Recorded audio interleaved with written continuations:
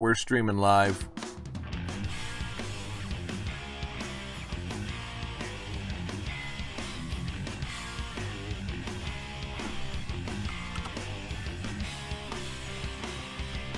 We are streaming live on Spreaker.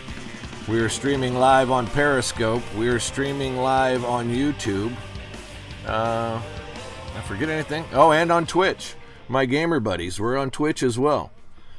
So this is Facebook live without all the overlays. They want $15 a month for me to be able to hook Facebook up with Restream and all that. Can't do it. That's prohibitive to me at this point in time, but I can do Facebook Live from the phone, everything else through the broadcast software, so check it out. There's portals to all those places at chrismillsshow.com, as well as my most recent article, which I just put up this morning. Anyways, my name's Chris Mills. I'm senior editor at mattbarbersbarbedwire.com. Welcome into the show. Got to head out and find some guns, knives, antiques, ammo, things of that nature this afternoon. So I got to get the show taken care of and then move on. Hey, thanks for checking in on Facebook, you guys. I appreciate it.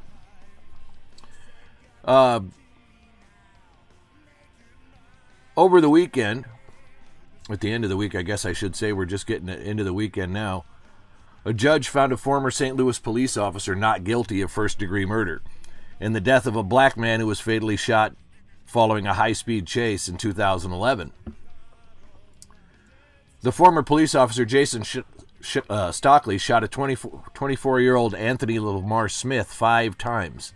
The officer said he saw Smith holding a gun and felt he was in imminent danger, but prosecutors said Stockley planted a gun in Smith's car after he shot him.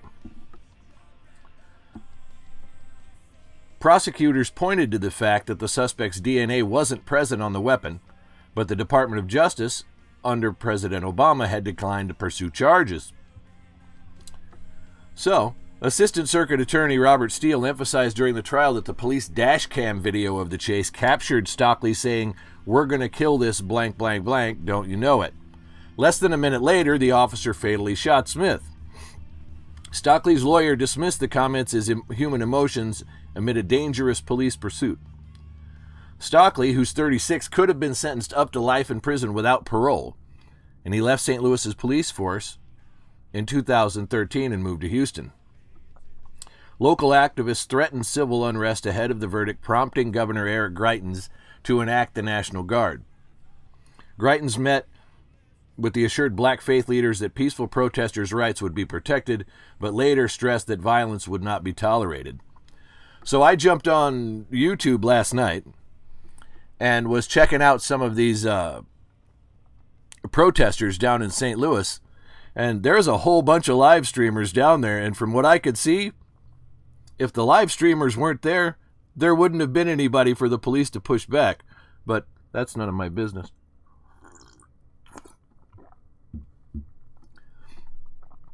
Conversely, across the pond, a manhunt is underway, and I assume still underway, for the suspects linked to the bucket bomb that was donated on a subway Friday morning during rush hour, and it injured at least 29 people. A source apparently confirmed to Fox News that an ISIS affiliate took responsibility for the attack. Police, unarmed I might add, since the English bobbies only have stun guns and billy clubs, they quickly called the explosion a terrorist attack, which Trump said it was a terrorist attack before the English Prime Minister said it was a terrorist attack. I mean, we're getting used to this, right? We know what a terrorist attack is. If a bomb goes off in London, it's likely a Muslim terrorist. You know, the tree falls in the forest, does it make a sound? It's pretty common. We're getting used to it. Say police quickly called the explosion on District Lane train at Parsons Green Station a terrorist incident. It was the 5th terrorist attack in Britain this year. Hours after the attack, officials in the United Kingdom raised the country's terrorism threat level to critical, the highest possible. I guess I got to turn notifications on the other electronic devices in the room. That sounds very unprofessional. Hours after the attack, officials in the United Kingdom raised the country's terrorism threat level to critical, the highest possible threat, which means another attack is expected shortly. Josh, CJ, good to see you guys. Appreciate it.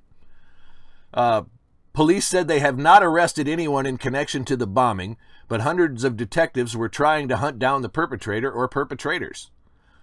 The Metropolitan Police Force said police are making fast time inquiries to establish who is responsible and are working closely with security services.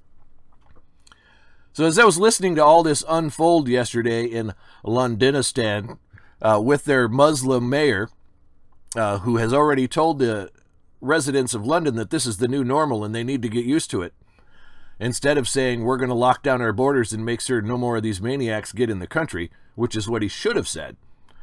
However, he did not. The mayor of Londonistan doesn't seem to care that his brothers are blowing people up in the streets, although he will say differently if you ask him. So as I was pondering the unrest, I was thankful for the state that I live in, Arizona, with some of the most constitutionally correct gun laws in the United States of America. I can strap a 9mm or duct tape a 9mm between my shoulder blades and walk into a bank, and it's not against the law. Granted, I probably don't want to tell anybody that I have it there, but it's not against the law to have it there. It would incite a panic. An armed society is a polite society. A free, armed populace will occasionally result in the demise of innocents. Accidental shootings and convenient excuses for bad people to do bad things will occasionally result from a free and armed populace. Misunderstood malcontents, like Mr. Smith in St. Louis, may from time to time be killed, justly or unjustly, in a society where the people are allowed their God-given rights to keep and bear arms. When everyone is strapped, you have to be prepared for war in every situation. The peacemakers, however, have to do what is necessary to keep the peace, and there are bad apples among them. But faced with a free, gun-toting public, everyone must err on the side of violence. Every situation must be dealt with as a worst-case scenario from the outset. Sometimes that gets a man killed. Many times it gets a cop killed. Sometimes it leads to civil unrest. However, it is an unfortunate byproduct of freedom.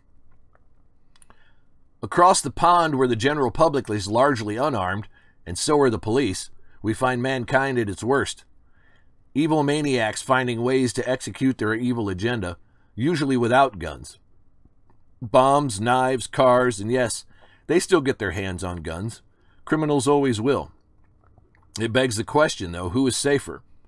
An armed society that occasionally has to grieve a single tragic loss at the hands of aggressive law enforcement, or an unarmed society left defenseless at the mercy of psychopaths who feel free to move unchecked among the masses, striking, injuring, and killing dozens or hundreds of targets at once? That math isn't that hard for me. It was rightly stated, you can give me liberty or you can give me death, for without one, the other is inevitable.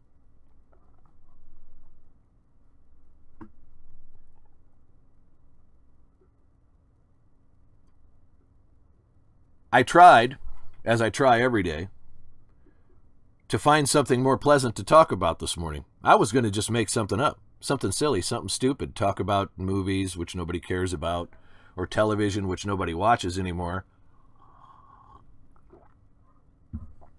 But I can't seem to find anything that seems worthy of my time. At the end of a 60-hour week, plus 20 hours working for Barbed Wire, and then trying to do the streams and everything that I try to do for you guys to get the word out there about conservatism, Christianity, guns rights, the Constitution. It takes a lot of reading. It takes a lot of study. I know as my gaming buddies are tuning in, I know they miss me. I miss you too. Wild West Online is out.